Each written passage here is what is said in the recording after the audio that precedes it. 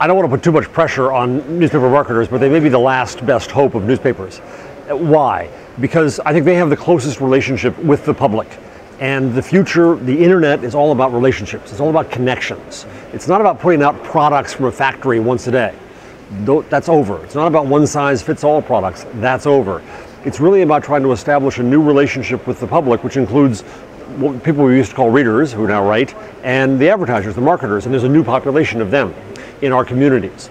So as we try to reinvent what a newspaper is, it shouldn't be seen as a factory product on paper. It's got to be seen as a new means of enabling the community to do what it wants to do. Now, what are the business models?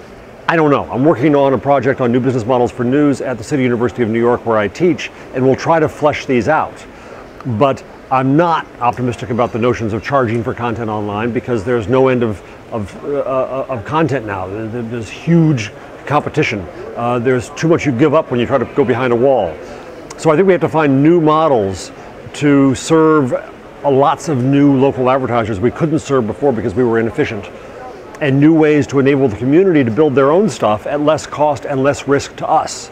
So when a newspaper dies, and let's be honest, they will die this year, at least in the US, I think they won't be replaced by some new single product. They'll be replaced by an ecosystem of many players involved on many models for many motives.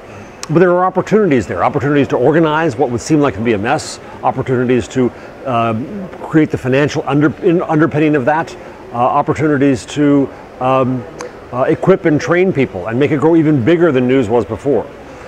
If people in marketing understand this new relationship with the public, I think they have the opportunity to help build this new news ecosystem and to involve folks from our old newspapers.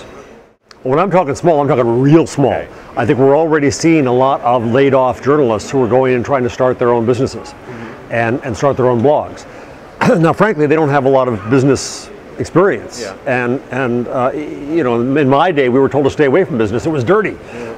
That was a big problem for journalism, I think, and it's part of the reason we gave journalism poor stewardship among the journalists. But they're out there trying to start these things. They're still trying to report. I think it gets that small. And so if you look at a metro market, you're going to see all these little tiny things growing and a chance to put together networks around them. Now, cautiously, I want to make clear that I know that the American market is very different from other markets.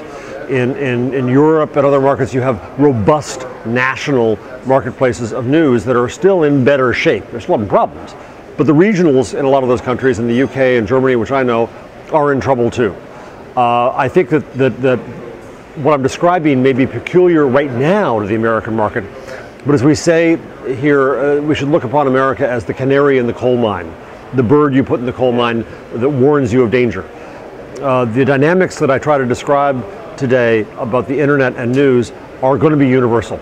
It's just a slightly different timing. Mark Potts, a friend of mine who started Back Fence in the day, he was at a conference at my university a year ago and said, in this new world, you want to be small, but you can succeed at being small only if you're part of something big. So one of the great opportunities is to put together those networks. Look at glam.com, which grew to be 110 million uniques worldwide in only 3 years. Not by owning, controlling, creating content, but by enabling networks of many different players.